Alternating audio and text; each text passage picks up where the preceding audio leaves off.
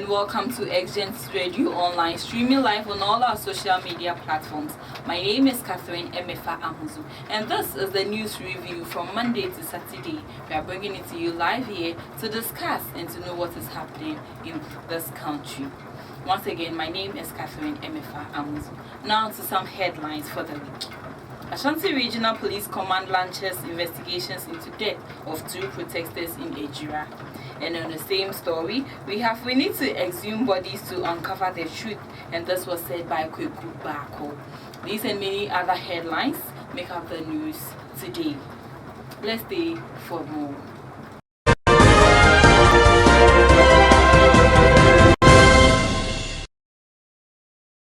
Welcome back from that short commercial break, and to continue the details of the news.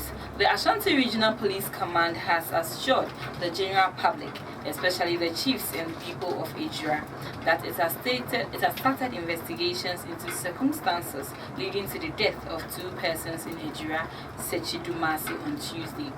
The 2 were shot during a clash between military personnel and agitating youth of Ejira, Sechidumasi, protesting against the killing of the activist Ibrahim Muhammad, and 4 others sustained severe injuries. The police has pledged to offer protection to persons who provide relevant information on the issue. The youth hit the streets of Ejira to demand justice and accountability for the death of their colleague, social activist Ibrahim Muhammad, also known as Kaka. And the story can also be seen on XGent Online Radio. We are streaming live there, and on our web pages too, you can see it there. Now moving on the same story of the Ejira issue about the protesters. Editor-in-Chief of the New Crusading Guard, Abdul Malik Kweku Bako, has described as bogus claims by military and police personnel deployed in Ejira that the protesters had guns which they fired at them. This comes after a revelation made by the medical superintendent of the Ejira Government Hospital, Dr. Mensa Manye, that he could not carry out an autopsy on the victims of the Ejira shooting due to the threats of violence and arson from irate Ejira youths, who besieged the hospital demanding the corpse of their deceased colleagues for burial. And this story comes after the protesters, or the police command, launches investigations into the death of 2 protesters in Ejira. And more of this story can be seen on our web pages as well. And moving on to other stories, the former Chief Executive Officer of the Volta River Authority, that's the VRA, Charles Rekubube, has petitioned the Speaker of Parliament, Alban Babin, to call on the House to suspend the payment of monthly allowances to incumbent spouses of the President and his vice. In a letter to the Speaker, Rekubube stated that given the uncertainties about the legalities, it will be prudent to suspend all budgetary allocations, disbursement, among others, until the Supreme Court has determined the constitutional propriety of Parliament's decision to pay salaries to the presidential spouses. Dr. Brobe's comment comes after Parliamentary in January 2021 approved the Prof. Beidu Intiaman Committee's report recommending emoluments for the executive, judiciary, and legislature. The committee's report also made provisions for the spouses of the presidential and vice president to be paid salaries. Now let's focus on other stories, and this is coming from the business operators and residents at the Nima Junction in Accra New Town, where they are appealing to the government to set up fire service substations in every district to avoid and to aid quick response to distress calls. And more of the story comes after fire service personnel reportedly arrived late in response to a fire outbreak. Some shop owners say they had to use their fire extinguishers to help reduce the fire while they waited for officials of the fire service to arrive on the scene. Some business operators say they fear their electrical appliances may have been damaged due to the abrupt power outage caused by the fire. Some residents want government to set up fire service substations in each district, especially in the capital, because they believe that the capital is choked, and so the government is supposed to help and aid them in whatever they need, especially when it's time for fire outbreaks. It's very difficult for them to cope in this recent times. Let's stay on this and go for a short commercial break, and we'll be right back with more.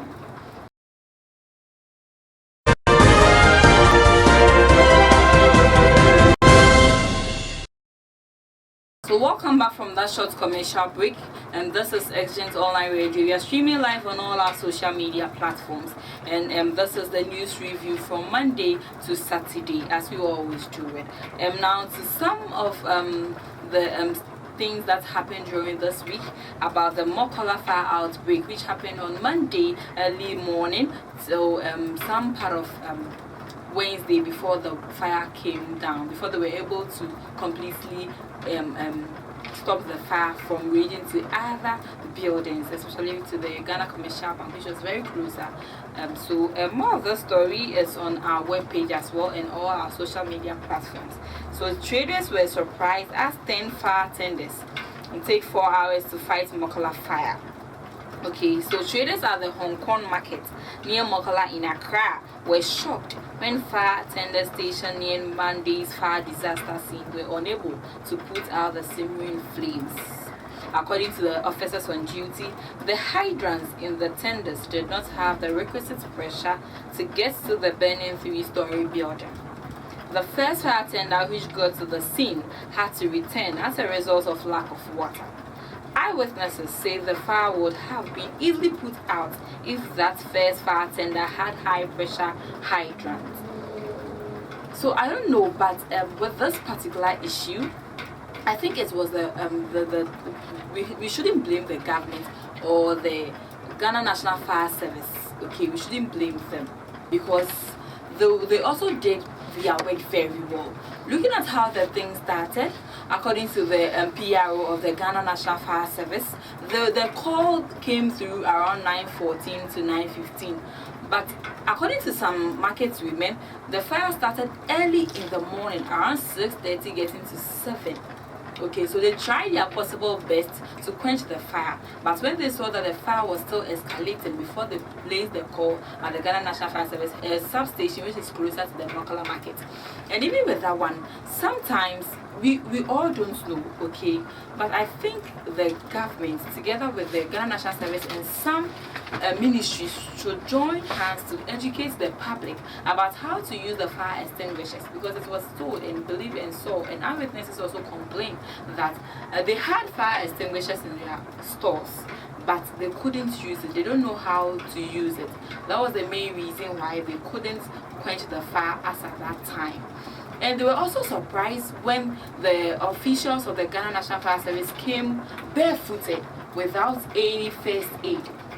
And according to the PRO, they came to check as to whether it was true, because some people just call the emergency number just for pranks or just for any other things. That's why they also came there to check whether the issue is true. So after they came, they went back and they told the people that yes, of course, there is a fire outbreak at Mokola, so we need to go there. Okay, so speaking to the Ghana National Fire Service, they explained to the media that some of their trucks have different roles they play. Some carry only water, some carry only the foam, and some carries the multiple, that's the foam and the water. So depending on the rate at which the fire is escalating, or depending on the time or at the rate the fire is escalating, that is when they will be able to know the particular water or the particular substance to use to quench the fire. That's the main reason why the first tender came in but couldn't help. It's not as if there was no water in it, but then the actual thing inside wouldn't be able to help quench the fire as at that time. And we also told that they keep on advising them on how to use their cylinders and their generators. Okay, and this is also to the electricity company of Ghana. It's because of the abrupt power outages which led to all this. And because if not because of the power outages, they wouldn't have gone in for generators. Okay, they wouldn't have gone in for generators in the first place, but because of the frequent light outs, they are supposed to work, and they are tailors and seamstresses. Okay, so they can't just avoid their work because they want to wait on the electricity company of Ghana. That is why they opted for the generator, and that is the main reason why they are allowed to, the ministry together with other people, stakeholders, are supposed to advise the public on how to go about these things, the safety measures to put in place to be able to make their work more comfortable, efficient and effective. Because if, that is my mind, if they are being educated about how to use all these things wouldn't happen. And because of this, some people lost their properties, money, jewelry shops, especially their golds. Eyewitnesses say that some people just, that particular morning, people went in for new stock, new arrivals, but it got bent after the time they came to place it in the shop. Okay, so we are sorry for all those who lost their properties, their monies, and all their important things. And the government, together with the Ministry of Trade and Industry, Mr. Alan Shermanton, he was there, so he said he's going to help them to acquire back their properties, and he is promising the market women to keep calm, and in due time they will be called and help will be offered to them. So we all need to know how to use the fire extinguishers, and to know when and how to call the Ghana National Service if you are in need of anything. So moving on, we are coming to talk about the demonstration which took place this week from Accra Mall to the Parliament House, and this was done by the NDC, members of the NDC, which was led by the General Secretary, Mr. Isiedu Nketia. And according to them, the government is not fixing the country. The NPP, that's the New Patriotic Party, together with Nana Addo Dankwa Akufo-Addo, His Excellency, and his other ministers, are not helping in fixing the country, because according to them, police and other military men are being bullied, are being killed, are being hospitalized because of these frequent armed robbery cases which is rising in the country.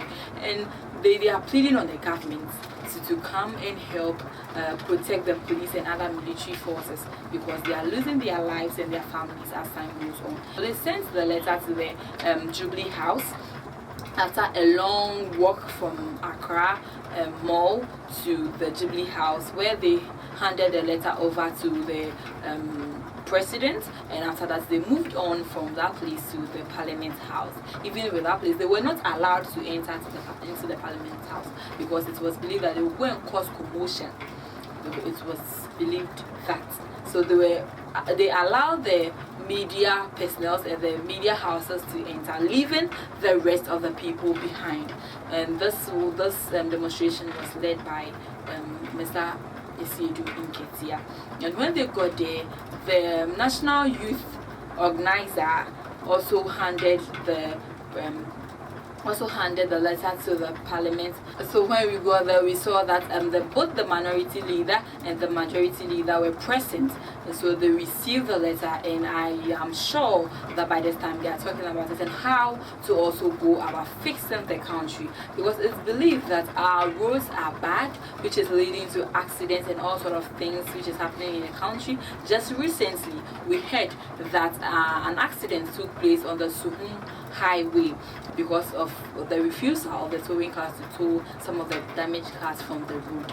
And we are all appealing to the government to help in fixing the country, and this was by the protesters. And this also took place because of the drug killing. Okay, the NDC demonstrators were like, people shouldn't, or citizens shouldn't be bullied by the military personnel or the police officials. So they demonstrated against the brutalities by the citizens to the military personnel and other police officials. That was the main reason why they did this particular demonstration, to tell the government and the NPP members and His Excellency the President Nana Addo Dankwa Akufo-Addo to help in fixing the country. Let's go for a short commercial break and we'll be right back.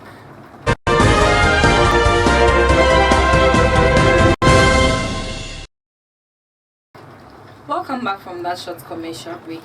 We are reminded that this is the news review on XGent Online Radio, streaming live on all our social media platforms.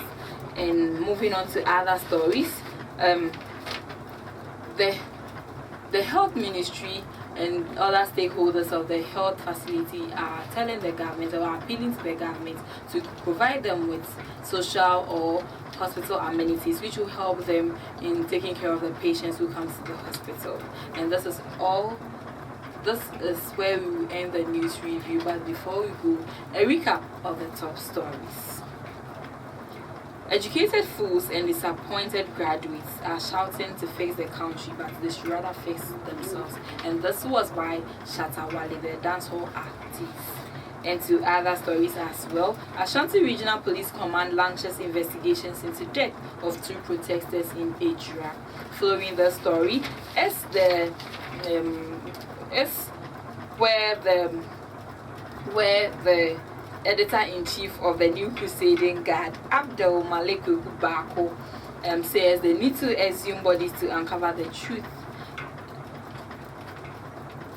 This is where we end the news review on XGent Online Radio. Once again, my name is Catherine Emefa Amuzu. Thanks for listening.